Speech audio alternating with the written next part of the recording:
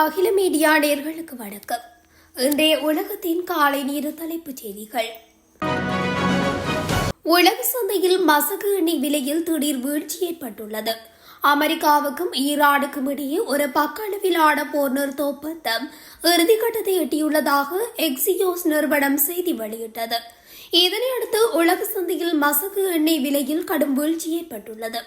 Friend ரக மசகு எண்ணெய் 8% அதிகமாக சரிந்து ஒரு பீப்பாய் $100 குறைந்துள்ளது. WTI மசகு எண்ணெய் 9% வீழ்ச்சியுடன் ஒரு பீப்பாய் $89 குறைந்துள்ளது. ஆப்பிரிக்க நாடுகளில் ஒன்றான சாட் நாட்டில் போகோ ஹராம் என்ற கிளர்ச்சியாளர்கள் குழு ஆதிக்கம் செலுத்தி வருகிறது. அவ்வப்போது ஊருக்குள் புகுந்து மக்கள் மீது தாக்குதல் நடத்திவிட்டு தப்பி செல்லும். அண்டை நாடுகளிலும் அவர்கள் தாக்குதலில் ஈடுபட்டு வருகின்றனர்.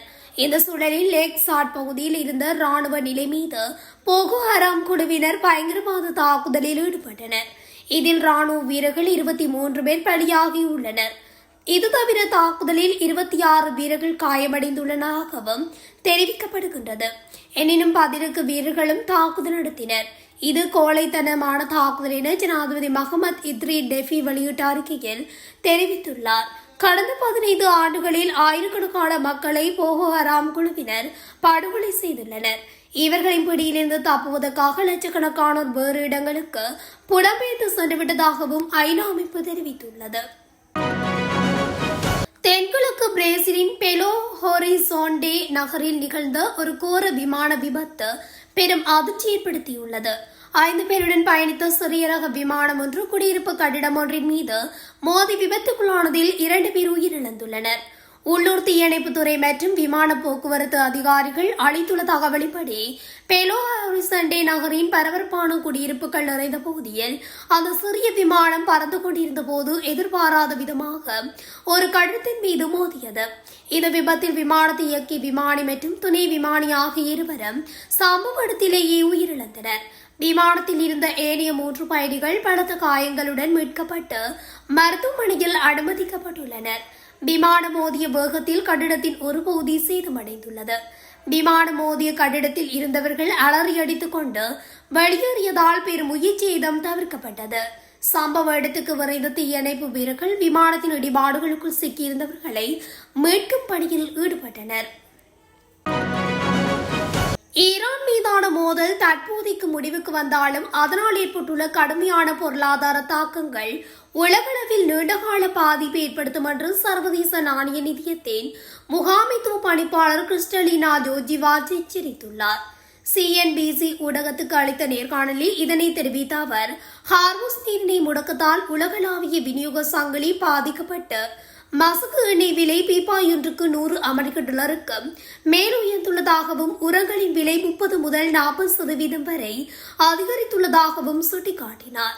இதனால் உணவுப் பொருட்களின் விலையும் 3 முதல் 6% வரை உயரக்கூடும் என்றும் 2026ஆம் ஆண்டுக்கான உலகளாவிய பொருளாதார வளர்ச்சி முந்தைய கணிப்புகளை விட குறைவாக இருக்கும் என்றும் அவர் தெரிவித்துள்ளார்.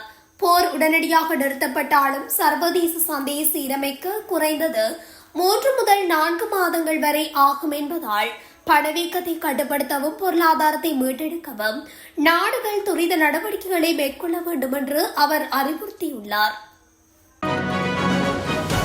போதைப்பொருள் கடத்தலுக்கு எதிராக அமெரிக்க ஜனாதிபதி டிரம்ப் கடுமையான நடவடிக்கைகளை எடுத்து வருகின்றார். குறிப்பாக பென்டகனில் போதைப்பொருளை ஒரு பேரழிவு ஆயுதமாக டிரம்ப் நிர்வாகம் அறிவித்துள்ளது. பென்னனிலே ஒரு சாதாரண போதைப் பொருளாக பார்க்காமல் தேசிய பாதுகாப்புக்கு அச்சுறுத்தலான ரசாயன ஆயுதமாக டிரம்ப் அரசு வகைப்படுத்தி கடுமையான நடவடிக்கைகளை எடுத்து வருகிறது. கரீபியன் மற்றும் பசிபிக் பகுதிகளில் சந்தேகத்துக்கிடமான போதைப் பொருள் படகுகள் மீது அமெரிக்க ராணுவம் தொடர்ந்து தாக்குதலை நடத்தி வருகிறது. இதில் போதைப்பொருள் கடத்தல் கும்பலைச் சேர்ந்த பலர் கொல்லப்பட்டுள்ளனர். கடந்த 2 தினங்களுக்கு முன்பு கரீபியன் கடற்பகுதியில் போதைப்பொருள் கடத்தியதாக சந்தேகிக்கப்படும் ஒரு படகு மீது அமெரிக்க ராணுவம் தாக்குதல் நடத்தியது. இதில் 2 பேர் கொல்லப்பட்டனர். இந்நிலையில் நேற்று கிழக்கு பசிபிக் கடற்பகுதியில் சென்று கொண்டிருந்த ஒரு படகு மீது அமெரிக்க ராணுவம் திடீர் தாக்குதல் நடத்தியுள்ளது. இதில் 3 பேர் கொல்லப்பட்டனர். இதுபற்றி அமெரிக்க ராணுவத்தின் தெற்கு கட்டளை பிரிவு எக்ஸ் தளத்தில் பதிவிட்டுள்ளது. அதில் கிழக்கு பசிபிக் பகுதியில் அறியப்பட்ட போதைப்பொருள் கடத்தல் பாதை வழியாக சென்று கொண்டிருந்த படகு மீது தாக்குதல் நடத்தப்பட்டது.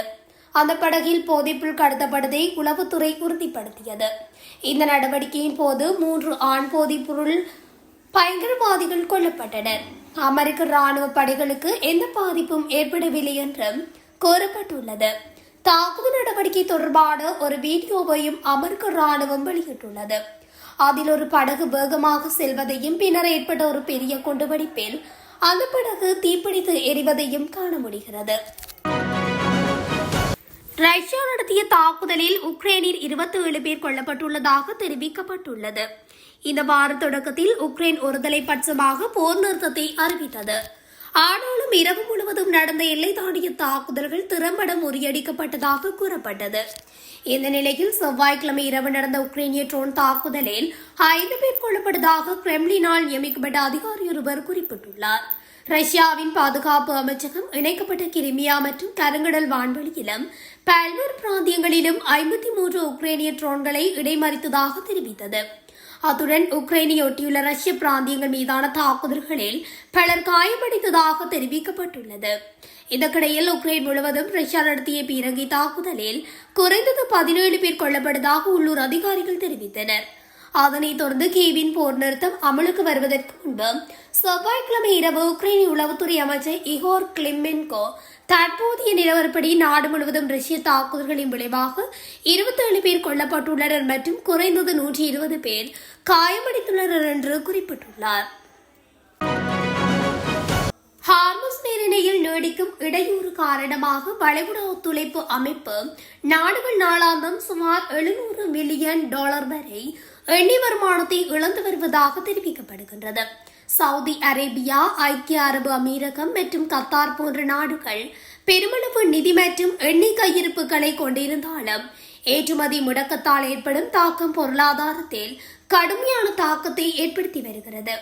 உலகளாவிய எண்ணெய் தேவையில் 5இல் 1 பகுதியை எட்டிச் செல்லும் இந்த முக்கிய வழிப்பாதை மூடப்பட்டிருப்பதால் வளைகுடா நாடுகள் நாளொன்றுக்கு சுமார் $700 மில்லியன் அமெரிக்க இழப்பை சந்தித்து வருகின்றன.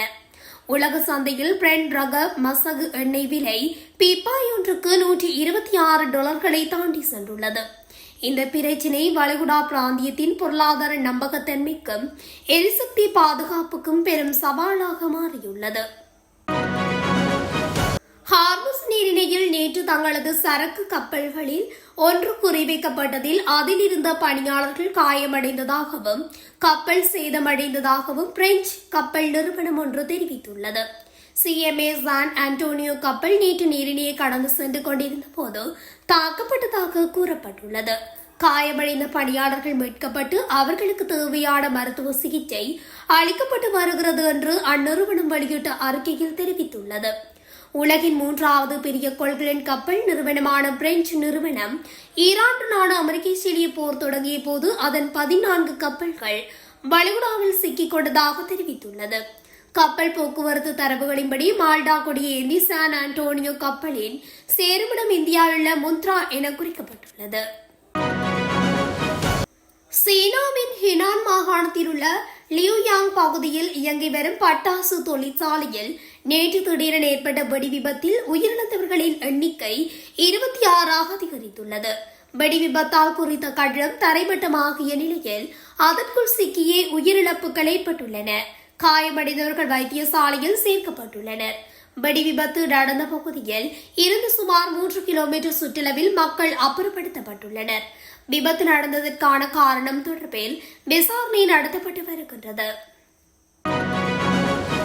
அரபிக்கடலில் பயணம் செய்து கொண்டிருந்த MV கௌதம் என்ற இந்திய கப்பல் எதிர்பாராத விதமாக ஏற்பட்ட தொழில்நுட்ப கோளாறு காரணமாக நடுக்கடலில் தத்தளித்து நின்றதாகவும் அப்போது நிலையுணர்ந்த இந்திய அதிகாரிகள் உடனடியாக உதவி கோரி பாகிஸ்தான் தரப்பிற்கு தகவல் தெரிவித்தனர்.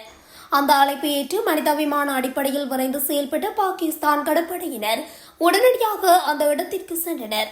இந்திய அதிகாரிகள் உதவிக்கு அழைத்ததன் பேரில் விரைந்து சென்ற பாகிஸ்தான் கடற்படையினர் அந்த கப்பலில் இருந்த மாலுமிகளுக்கு தேவையான உணவு மற்றும் தொழில் உதவிகளை வழங்கியதாகவும் தெரிவிக்கப்பட்டுள்ளது.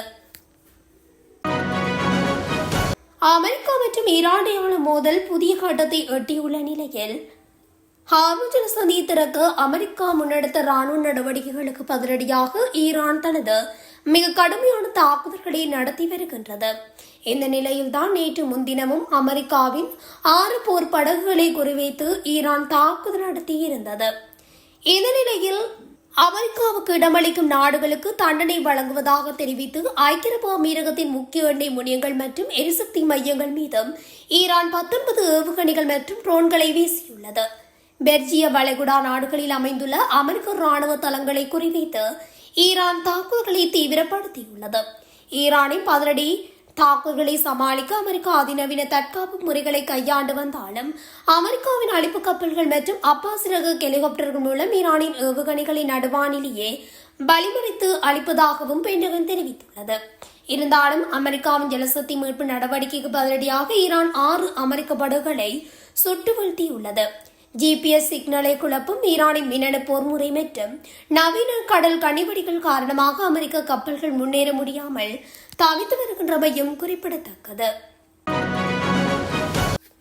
இத்துடன் அகில மீடியாவின் இன்றைய உலகத்தின் காலை நேர தலைப்புச் செய்திகள் நிறைவடைகின்றன.